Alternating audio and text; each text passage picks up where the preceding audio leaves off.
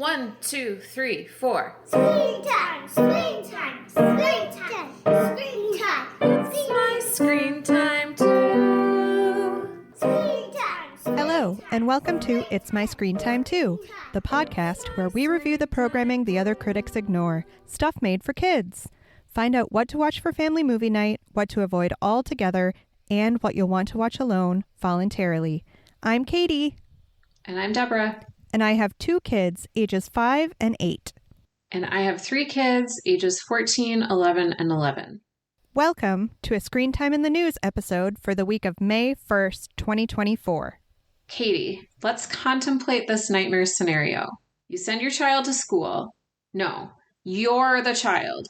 You're going to school. You eat breakfast. You get on the bus, or your parent drives you to school, or you ride your bike there, or whatever. You get to school. It's standardized test day, Tuesday, 9:30 a.m.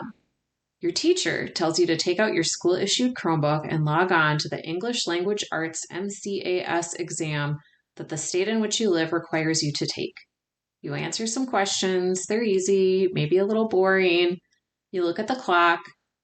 Your Chromebook starts making a sizzling noise, and then smoke begins pouring out of it, and it gets so hot that you burn your hand. The fire alarm in your school goes off. The entire school evacuates. You end up with first-degree burns and blisters. Nightmare. This really happened to a child in a Boston suburb. And I want to talk about this story from WCVB, Boston's news leader, because I went looking for an article on Chromebooks to confirm my bias that they are sometimes hindering, not helping my children's education. And what I ended up finding was so much worse. A child was burned to the first degree by their Chromebook during a state-mandated test. This really happened. Not great. Not great. Okay, so this is why I wanted to talk about Chromebooks, because I recently chaperoned a field trip for my 5th graders, and we were going to like this career center in my kids' school district, and they did a little activity in a computer lab taught by a computer science teacher who was very, very good. But the exercise that they were supposed to do required them to find the web address bar in their web browser and type in a very simple web address. And like 85% of them couldn't find the web address bar. And I was like, WTF, computer science teacher, why is this so hard for them? They were just using like PC desktops.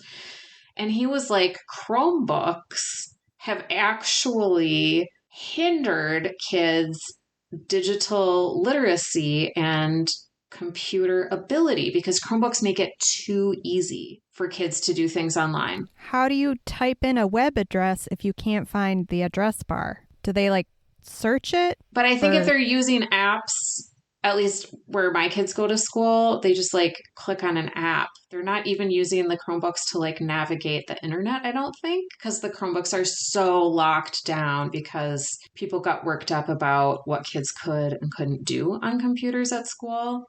I see. And so now, like, and they couldn't type. They were just doing like hunt and peck. And I was like, if they have these computer devices in their hands on their laps for so much of the school day, why not set aside like 10 minutes for like typing exercise? Teach them home row. Yeah. That's like, I know people probably think about typing the way they think about cursive and that we're never going to need it. But like, I think they really are going to need it. What social shift have I missed where all of a sudden you don't need typing? I mean, I just kind of assumed that that was necessary. I made that assumption too, and now I'm not sure. I also did some searching in some education databases for the term is keyboarding. And like the only articles I could find were pretty old, like from the 1980s and 1990s, that were like, you know, this is why it's good to teach keyboarding. This is how you teach keyboarding. I couldn't find anything really recent. So I don't really know if it's being taught in schools or not, but I've been doing all the talking here. I would like to know what you thought about the article about the child's injury Chromebook injury, first of all. Okay, so just top line thoughts. First off, I was shocked that the situation was so bad that the fire alarms went off. Like when you're first reading it, you think, oh, it got so hot that he burned himself. But then it's like, no, it was so bad that the fire alarms went off. That is just incredible.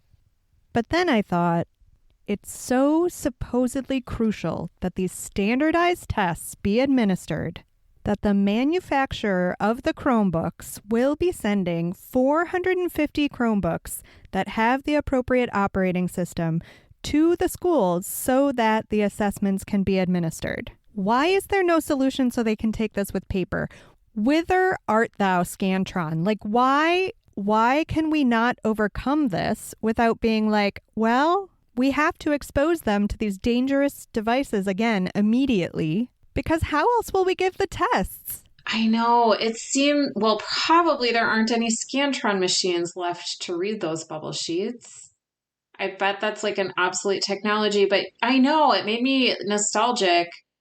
And also, a lot of the time I think tech is portrayed or framed as the answer to all of our problems, and it's going to make our lives easier. But I think sometimes it's worth taking a step back, looking at the bigger picture, realizing that in some ways, maybe it would be cheaper and less dangerous and easier for bubble sheets to come back. Here's what I thought we were giving our kids these classes for, and it's really going to expose me as a dum-dum and a mother of really young kids, but I thought we were giving them computers because we were expecting everyone to type their papers and their assignments, and that was unfair to the kids who didn't necessarily have a computer at home. So that's one. Two, teaching them to type so they could complete those typed assignments. Three, teaching them to navigate the World Wide Web. Four, giving them some information literacy skills to navigate the aforementioned World Wide Web. Come to find out, none of those four reasons actually factor in at all. What are they doing with these things? They are playing a game called Cookie Clicker. Deborah! They are. That's a real thing. My 14-year-old, this is his last year of middle school. I mean, I think that the Chromebooks got kind of out of hand just because of the pandemic and everybody needed them for distance learning. And I totally get that. His first year of middle school, everybody got a Chromebook to take home and take back and forth to school. And it was like that last year too. But this year, the school has taken a step back and the kids get a Chromebook in their classroom and they don't have one-to-one tech. And so they're not using a Chromebook. They're not responsible for a Chromebook all day long and for the trip back and forth to school. And that, I think, is a lot better because they're only coming out when the assignment requires them. And so they're not wasting a bunch of their brain time on Cookie Clicker. So my kids have access to iPads in the classroom from kindergarten to third grade, which I don't love. But fourth grade will be the first year my older son will have his own iPad to take to and from school. And I haven't done the deep dive, but I don't love them using a tablet because, as I mentioned, it's not even pretending to teach them typing. It seems there's a lot of focus on teaching them coding in their tech classes because it's buzzy. It's something that allows parents to feel like they're getting something good out of tech time for their kids. And kids like video games, so it's an easy sell. But we're totally ignoring the more basic skills like typing or, God forbid, information literacy. I don't know this to be true at my kids' school across the board. I'm sure there's more nuance to the tech policy for the older kids. It's just what I've noticed in these early years. Mm-hmm. Yeah. Also, some headlines that came up when I was doing my confirmation bias search that Chromebooks are bad was like I saw a bunch of headlines about how school iPads and Chromebooks are causing a lot of e-waste. Oh, yeah. And I just can imagine that this is like sucking up a huge part of schools' budgets. I am not an expert by any means, but I'm sure schools are spending a ton of money on technology that might not be doing the best job to facilitate learning. I know I totally come down on the side of the Luddites on this, wondering where our Scantron machines are, but I do want to say my kid is in the 3rd grade and they are learning cursive this year. And I know there's been a bunch of way early childhood research where, like, when you're first teaching a kid to write and you teach them cursive, it's somehow better. Right. But we're past that point. They're in 3rd grade learning cursive, and I hate it so much. And I just want to be like, okay, can we cancel the cursive and teach typing? Right. I feel like it's really important for kids to at least learn how to read cursive in case someday they want to be like a historian or read anything that was handwritten before like the year 2005. Solid point. I'll take that. Solid point. Yeah. But if it's between struggling to learn cursive and learning to type, I struggled to see why the second one isn't more important today. Mm-hmm. But we can leave it there. Are you ready to do some general catch up? Sure. So tell me what your kids are watching and or what you're watching with them. Okay, so Libby's almost to the end of Sheldon. So we've got to find another like family-friendly sitcom. So listeners, I'll take any suggestions. Another fun one is Nate loves the song Piano Man by Billy Joel. And Billy Joel, like CBS just played like the 100th show of his residency and played it live. So we've got that recorded and we're going to watch that as a family and that should be a fun one. How about you? What are you watching with your kids or what are your kids watching? My kids have recently rediscovered Phineas and Ferb, and I kind of forgot how much I love that show. I love it so much. I love the music. I love the themes. We're having a great time, and I think I'm going to push for some sort of Phineas and Ferb themed birthday parties this year. Nice. Oh, Fallout is another one we haven't watched. We watched the trailer. It's not for little kids, but Tony brought it up, and I think he probably is. We could totally watch it with him. Kevin's been out of town the past few days, and he's been watching it on his own and really enjoying it. So, okay. I don't know whether that sways you one way or another. Yeah, I would take his recommendation for sure. Speaking of what grown-ups are watching, what is on your watch list? Have you been watching the new season of Loot? We made it through the first episode, but like I said, Kevin's been out of town.